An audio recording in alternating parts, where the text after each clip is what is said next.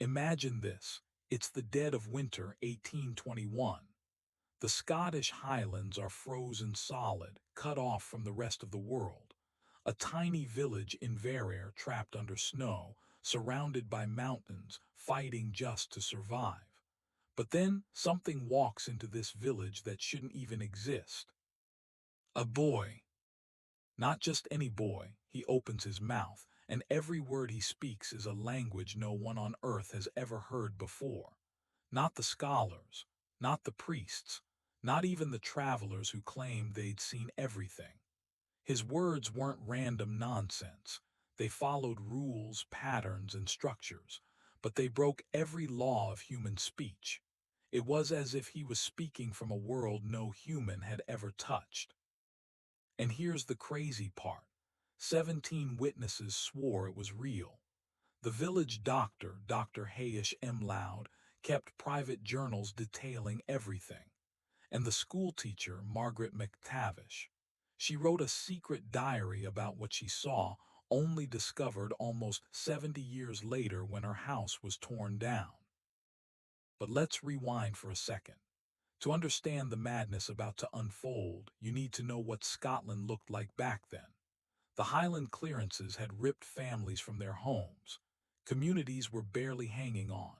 Inverare was tiny, 300 people, farmers, fishermen, survivors, days away from the nearest city, stranded by mountains that swallowed travelers whole. It was a place where superstition lived side by side with faith, where old Celtic legends haunted every dark night, where the arrival of a stranger wasn't just news, it was an earthquake. And the winter of 1821, brutal, roads sealed shut with snow cutting Inverare off completely. No food, no visitors, no way out, until the morning of February 14th. That's when Margaret McTavish stepped outside, and what she saw would tear open everything they thought they knew about life, death, and the mind itself. Because standing in the snow alone was the boy who spoke the impossible. And this was only the beginning.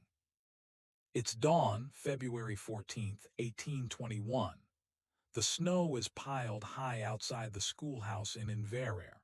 Margaret McTavish, the village schoolteacher, opens the creaking wooden door and freezes. Because sitting on the icy steps is a child. Not a local boy, not a lost traveler, but a child dressed in clothes no villager had ever seen before, thin, silky fabric that shimmered strangely in the morning light, cut in a style that didn't belong to any known era. His eyes, unnaturally bright, almost glowing, reflected the light in a way that made Margaret's skin crawl. It was like looking into something that wasn't fully human. Heart pounding, she tried English. Nothing. She tried Gaelic, silence, even her little French. The boy tilted his head and answered. But what came out wasn't a language anyone had ever spoken. It was musical, fluid, like water rushing over stone. Yet there was structure, logic, a system. This wasn't gibberish. It was something else. Margaret's diary describes the moment in chilling detail. It wasn't simply that I couldn't understand the words. It was that the very language itself was wrong. His sounds were things no human throat should have been able to produce. And yet, there was intelligence, precision, purpose. Terrified but drawn in, Margaret led the boy inside the schoolhouse. He seemed calm, even grateful, but he wouldn't stop speaking. Over and over he pointed at objects, chalk, books, chairs, and named them in his impossible tongue, as if he were trying to teach her. And then came the first disturbing discovery. When he pointed at a single book, he said, Thylon, 2 books, Thylon Vareth, 3, Thylon Verth Kyle. But when he got to 4 books, the pattern broke. His voice dropped lower, sharper. Mundara, and 5, still Mundara. Margaret froze. This wasn't random. This was math. The boy was counting in a completely alien system, base 4, a logic that no human culture had ever used, a mind processing reality itself in a way no one could comprehend. That's when the terror truly set in. Because if a child could speak an impossible language, and if his very way of counting broke the rules of human thought, then who, or what, was he really? And this was only the first crack in a mystery that would haunt Scotland forever. By midday, the entire village was in chaos. Word of the mysterious boy ripped through Inverare like wildfire, and by afternoon nearly half the population had crowded outside the schoolhouse. Farmers, fishermen, mothers clutching their children, they all came to see the child who spoke the impossible. Among them was Dr. Hayish M. Loud, the village physician. Unlike the others, he wasn't coming to gawk, he was coming to disprove. Educated at the University of Edinburgh, a man of science, M. Loud was convinced the villagers had let superstition run wild. But the moment he examined the boy, that certainty shattered. In his private journal, M. Loud confessed, "I sought a physical explanation for his speech. What I discovered defied all medical knowledge." The boy's vocal cords were unlike anything human. Additional fibers, strange cartilage formations, structures no anatomy book had ever recorded. They allowed him to produce sounds across frequencies that no child or adult should be capable of. But it didn't stop there. M. Loud studied the boy's skull, larger than normal, marked with bizarre bone ridges in areas tied to language processing. His eyes, not just luminous, they dilated and contracted in patterns that ignored the natural laws of light. And then came the most disturbing revelation of all. The boy's heartbeat. It wasn't the steady lub-dub of a human child. It was a complex, four-beat rhythm, pauses and thumps locked into a mathematical sequence, one that M. Loud admitted he could not decipher. The child's very biology was a code written in numbers. News spilled beyond the village, drawing outsiders into the storm. Scholars, seekers, the curious and the desperate. And with them came Professor Alastair Dunor, a linguist from the University of Glasgow, a man who had dedicated his life to decoding the oldest and strangest tongues of humanity. He stayed for 3 weeks, obsessively recording, analyzing, cataloging every syllable the boy spoke. When Dunor finally published his findings, restricted, buried deep in academia, the words were chilling.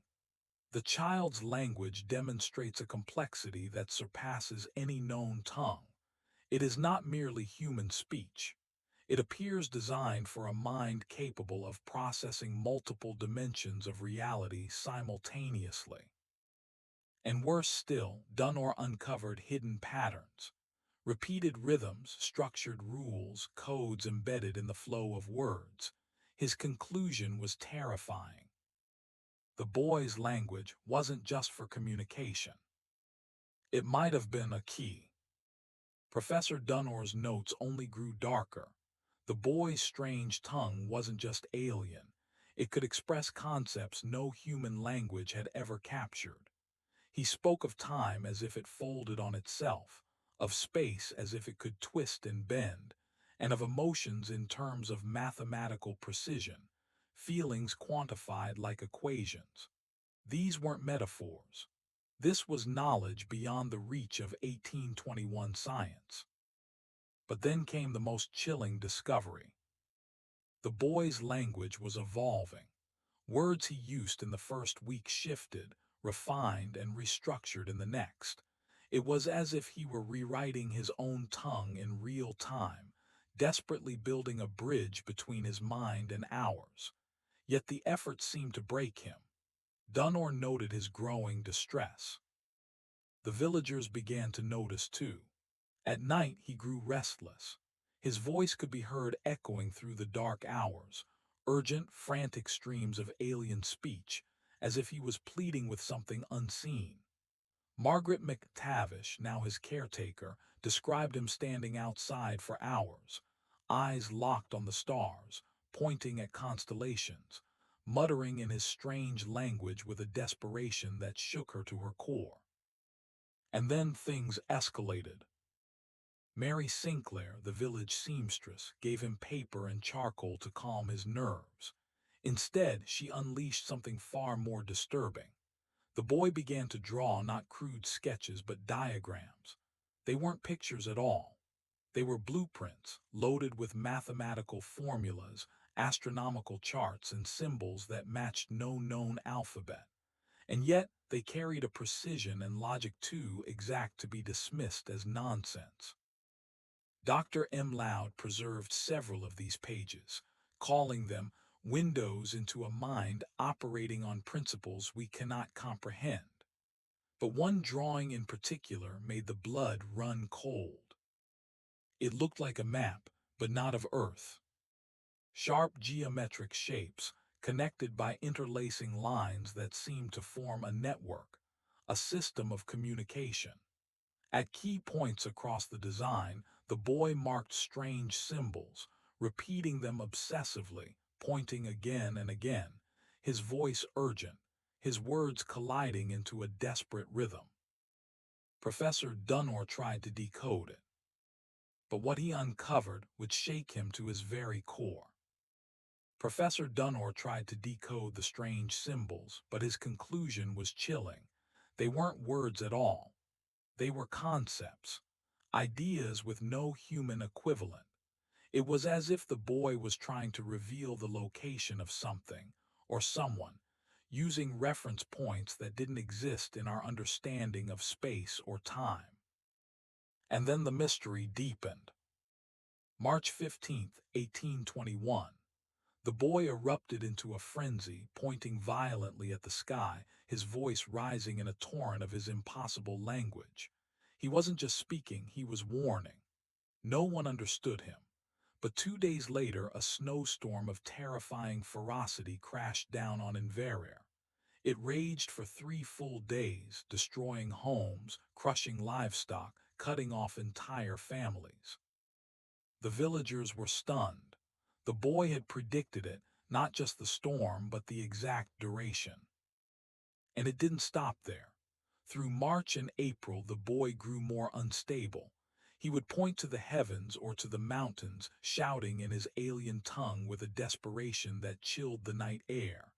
And every time, without fail, something followed. Landslides, storms, the sudden arrival of strangers. His warnings were never wrong.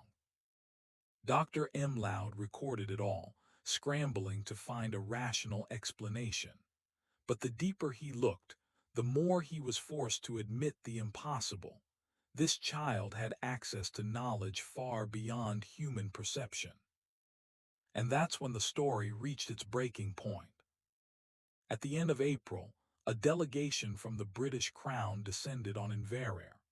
At its head was Colonel James Worthington, a ruthless intelligence officer, claiming he was investigating strange activities. Alongside him came Dr. Erasmus, a government physician specializing in mental anomalies, and Professor Cornelius Ashworth, an expert in ancient languages and so-called lost civilizations. Their arrival marked the beginning of the end, not just for the boy, but for the truth. Worthington's first move was brutal. The villagers were cut off. No one could see or speak to the boy without official permission. He was taken into government custody, interrogated like a prisoner. His words, his drawings, his very existence became classified. And then silence.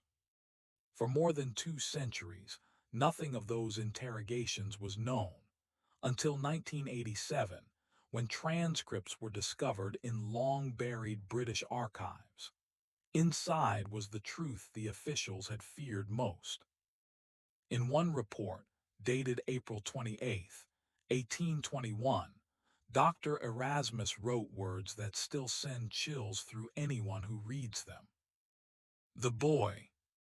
What the government uncovered next was so disturbing, it forced them to admit this child wasn't just unusual, he was impossible. Dr. Erasmus, the government physician, wrote in his classified report, the subject demonstrates cognitive abilities that defy the known limits of the human mind. His language encodes knowledge from sources that should not even exist. But Professor Ashworth went even further. He claimed this boy wasn't just gifted, he was dangerous. His words, Ashworth wrote, communicate concepts beyond human comprehension. We are not studying a child. We are confronting something that does not belong in the natural order of humanity. And then came Colonel Worthington's chilling discovery. Inside the boy's drawings, innocent scribbles that villagers thought were symbols were maps. Not just any maps. These were detailed blueprints of British military bases, secret naval routes, and even coastal fortifications. Information so classified that even most officers in the army couldn't access it. Yet here it was, perfectly sketched by a child who had never left Inverare. For the next 2 weeks, the boy was locked inside the schoolhouse under government control. Nobody was allowed to see him. Guards were stationed at every door. But at night, strange sounds leaked through the walls. Villagers described it as his voice, but warped, as if it echoed from underwater or came from a place far beyond the village itself. One woman, Margaret McTavish, kept a diary. In it she wrote, they are doing something to him. I see it in his eyes when they walk him outside. He is fatting. That light, whatever made him different, they are draining it out of him, as if they are stripping away his very soul. And then May 12, 1821, the boy vanished. The government's official story claimed he had been safely transferred to a medical facility for further study. But the villagers knew that was a lie. Before dawn, Thomas McBride, the village blacksmith, saw the truth with his own eyes. A carriage rolled out of Inverare under heavy guard. Inside, the boy. But he wasn't alone. McBride swore he saw shadows moving around him, figures shaped like humans, but moving in ways no human body could. The boy was speaking too, but not with a single voice. His words came from everywhere, echoing across the night air, as if the very sky itself carried his language. Other villagers confirmed the same chilling sight. The carriage moving silently across the road, its wheels making no sound. And above it, faint, glowing lights following. Not lanterns, not stars, but something else. Something watching. Something taking him. The carriage disappeared into the mountains, and that was the last time anyone in Inverare ever saw the boy who spoke the impossible language. But his story didn't end there. No, what came after may be even darker than the mystery of his origins. Because in the decades following his disappearance, strange events began to ripple across the British Empire. Events buried deep in medical and military archives. Events that proved the boy's influence had not been erased. It had spread. The first shock came in August of 1821, just 3 months after the boy vanished. Dr. William Hartwell, chief physician at the Royal Hospital of Edinburgh, wrote a confidential letter to the War Ministry. His words were chilling. A university researcher had collapsed during a scientific experiment. He was rushed into Hartwell's care. But when the man regained consciousness, he began speaking in a language no one could identify. At first, the doctors thought it was delirium, but Hartwell recognized the impossible rhythm, the mathematical cadence of the sounds. It was identical to the language described in the secret Inverare reports. Hartwell wrote, even more disturbing, When the patient recovered, he had no memory of speaking that tongue. He denied knowing any foreign languages at all. And this wasn't an isolated case. It was only the beginning. Between 1821 and 1830, at least 40 similar cases erupted across Britain. Hospitals, universities, even military barracks. Always the same terrifying pattern. Ordinary people, scholars, soldiers, patients, suddenly seized by fever, delirium, or violent seizures. And in those altered states, they began speaking the boy's impossible language. But here's the twist that kept officials awake at night. These outbursts weren't meaningless. They carried information. At the University of Cambridge, mathematics professors recorded delirious patients solving equations, so advanced they wouldn't even be invented for another century. Military engineers reported wounded soldiers rambling in the language, describing blueprints of machines that wouldn't exist until the Industrial Revolution was in full swing. It was as if the knowledge that had once been trapped inside the boy was now leaking out, contaminating minds across the empire. By 1825, the phenomenon could no longer be dismissed as coincidence. A new case pushed the mystery into even darker territory. By 1825, the mystery had grown too big to ignore, and that's when it drew the attention of the crown itself. During a royal visit to the Greenwich Observatory, the Prince Regent, who would later become King George IV, witnessed something that shook the monarchy to its core. The astronomer royal Dr. Nathaniel Maskelyne was proudly demonstrating a new telescope. The evening sky was clear, the stars aligned in a rare planetary conjunction. But then, without warning, an observatory assistant named Peter Thornberry, just 19 years old, collapsed into a trance. And then he began speaking. But this wasn't just the impossible language. No, this was different. Thornberry wasn't rambling nonsense. He was responding to someone, his eyes fixed on the heavens, his voice answering an unseen presence, as if he was in direct communication with something beyond the human realm. The Prince Regent, at first amused, froze in terror when Thornberry started pointing to constellations. His voice poured out streams of impossible syllables, each one echoing with mathematical precision. Dr. Maskelyne later wrote in his secret report, "It was as if the boy was receiving astronomical instructions from a source invisible to us. And when we tested the data, every calculation he gave was correct." This moment changed everything. The Crown could no longer dismiss the phenomenon as rumor. Within months, a secret royal commission was formed, the Royal Commission for Linguistic Anomalies. Its chairman, none other than Colonel James Worthington, the same man who had led the original Inverrare investigation. For the next 15 years, this shadowy body documented hundreds of new cases. But what they uncovered was far worse than anyone had imagined. The Commission's declassified files, finally revealed in 1995, described their growing obsession with one terrifying possibility. The boy from Inverrare had not vanished. He had multiplied. Dr. Erasmus, the government physician who once studied the child, became the lead theorist.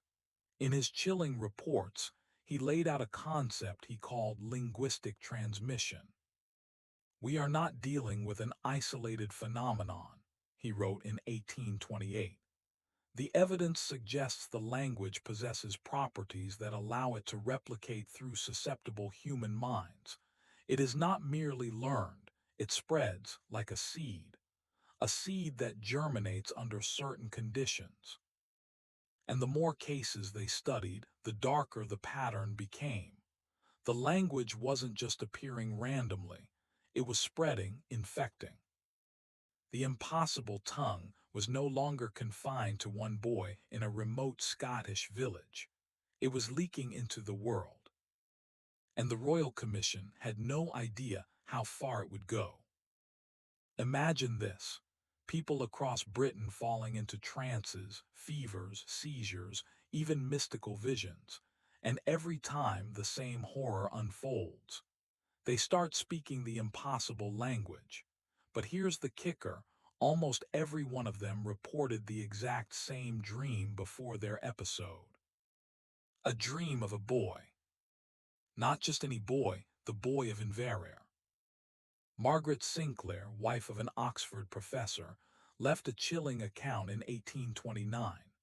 For 3 nights she dreamt of a strange, glowing child, teaching her words she didn't know, yet somehow understood perfectly in the dream. When she woke up, she was speaking that same forbidden tongue. But in 1831, the Royal Commission made a discovery that shattered everything. The boy wasn't gone. He was still alive. The truth came from a whistleblower named James Morrison, a former soldier with nothing left to lose. He stormed into the authorities with a story so outrageous they tried to silence him. But his testimony was too detailed, too terrifying to ignore. For 5 years, Morrison claimed, he had served as a guard in a secret underground military facility in northern England. His job? To watch over anomalous subjects.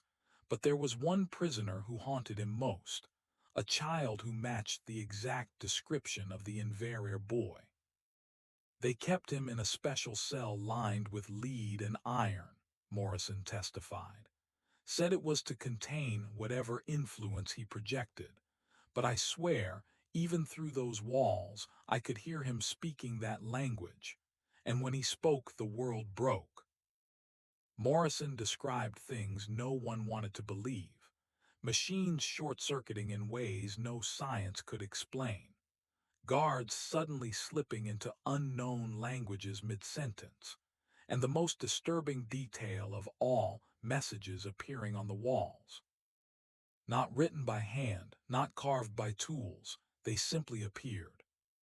Night after night, complex symbols spread like a living infection across the metal, etched by invisible forces. The scientists scrubbed, scraped, and painted over them. But the writing always came back, denser, sharper, multiplying faster than before. At first, officials dismissed Morrison as delusional, but then investigators quietly confirmed what he had said. The facility was real. The prisoner existed. And that prisoner was the boy. Still alive, still speaking, still spreading. And the walls were closing in. Imagine this.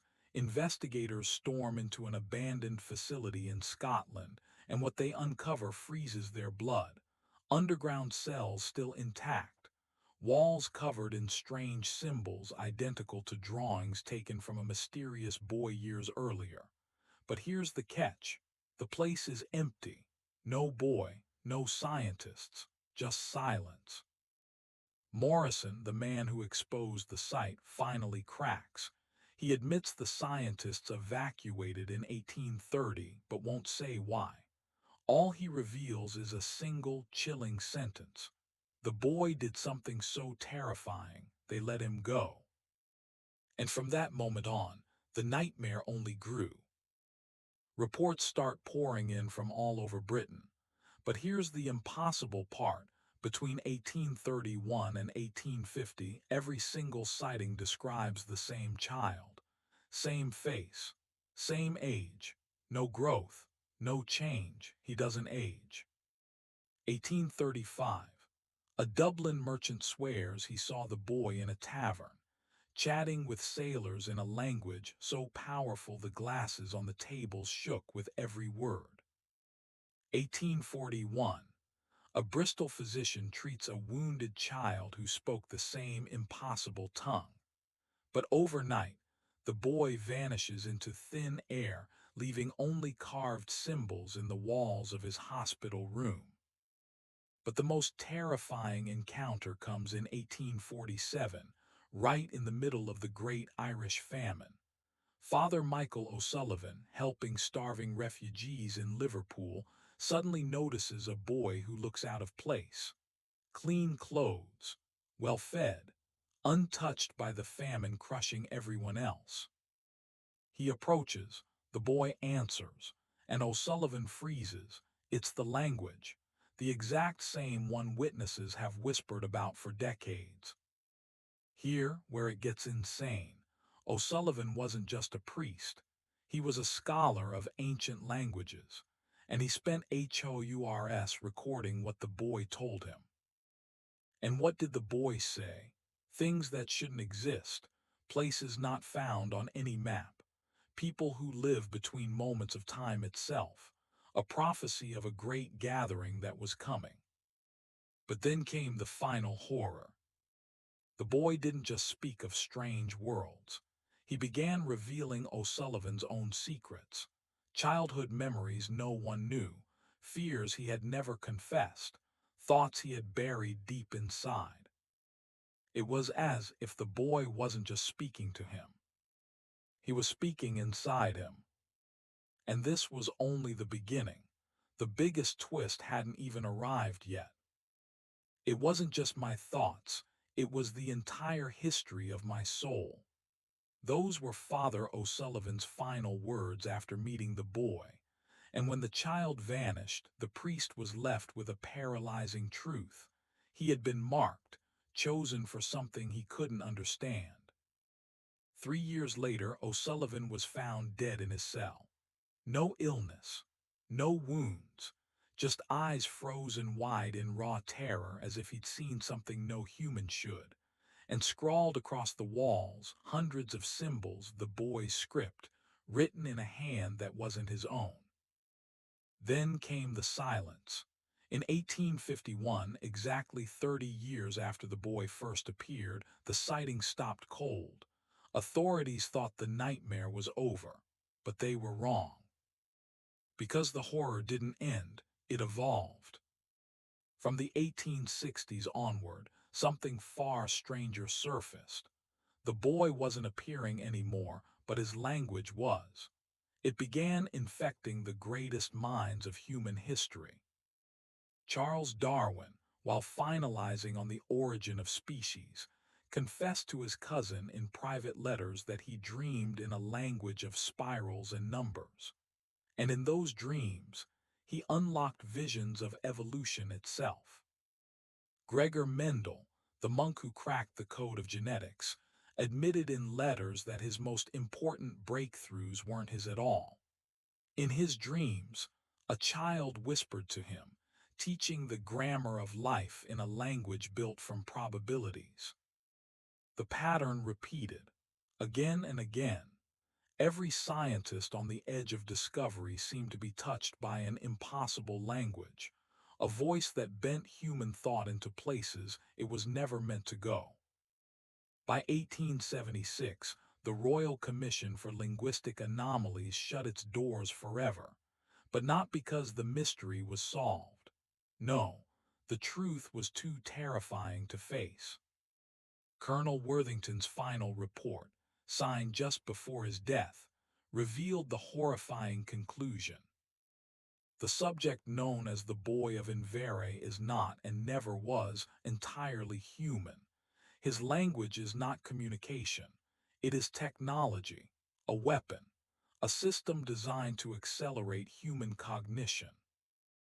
And the most chilling line of all, the evidence suggests this influence is spreading. Every mind touched by it becomes infected. The nightmare hadn't ended, it had only just begun. The Commission's final warning was chilling. Language itself has become a new vector of transmission, spreading patterns of thought that may be rewriting the destiny of humankind. These files must remain sealed. Humanity is not ready. But the truth could not be buried. By the 20th century, As science raced forward at breakneck speed, researchers began to notice something terrifying. The boy's influence had never stopped. Dr. Elena Keynos, a science historian at Cambridge, spent 2 decades digging through the declassified files. In 1987, she dropped a bombshell in a report so discreet, most never knew it existed. Her conclusion: the boy's fingerprints were all over the birth of modern science. She mapped the sightings against the world's greatest breakthroughs, and the result was undeniable. Wherever the boy appeared within a generation, revolutions in science exploded. Coincidence? Not even close. But here's the part that will freeze your blood. The world's greatest geniuses, Tesla, Einstein, even Watson and Crick, left behind private writings, and buried in their journals were confessions. Tesla admitted to electric whispers in the night, a voice speaking in numbers, guiding his inventions. Einstein described entire flashes of relativity as if the cosmos itself was speaking through him in a language no human tongue could form. And Watson and Crick, the men who unlocked DNA, confessed in letters that their greatest insights came from a source they couldn't explain, a voice they didn't own. The deeper Keynos looked, the darker the pattern became. The language of the Invere boy wasn't gone. It was everywhere, fueling breakthroughs, accelerating human progress, guiding civilization itself from the shadows. Her final words hit like a thunderclap. The question is no longer if he is influencing us, but how much of our technological evolution has already been hijacked by a non-human intelligence.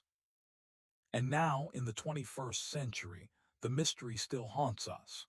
The boy of Invere remains one of the most chilling, well-documented, and least understood cases in British history. Was he a time traveler? A messenger from the future encoding tomorrow's science in a language our dreams could barely process? Or was he something not of this earth at all, a being using universal mathematics as a weapon, rewriting our species in ways we cannot yet comprehend? But the most disturbing theory of all comes from a small group of researchers who believe the boy never left, and that his influence is building towards something catastrophic. And then came the most dangerous theory of all. A small group of linguists and theoretical physicists believe the boy wasn't alien, or even from the future, but us. An evolved form of human consciousness, a terrifying glimpse of what our species might become if we ever break free from the chains of linear language.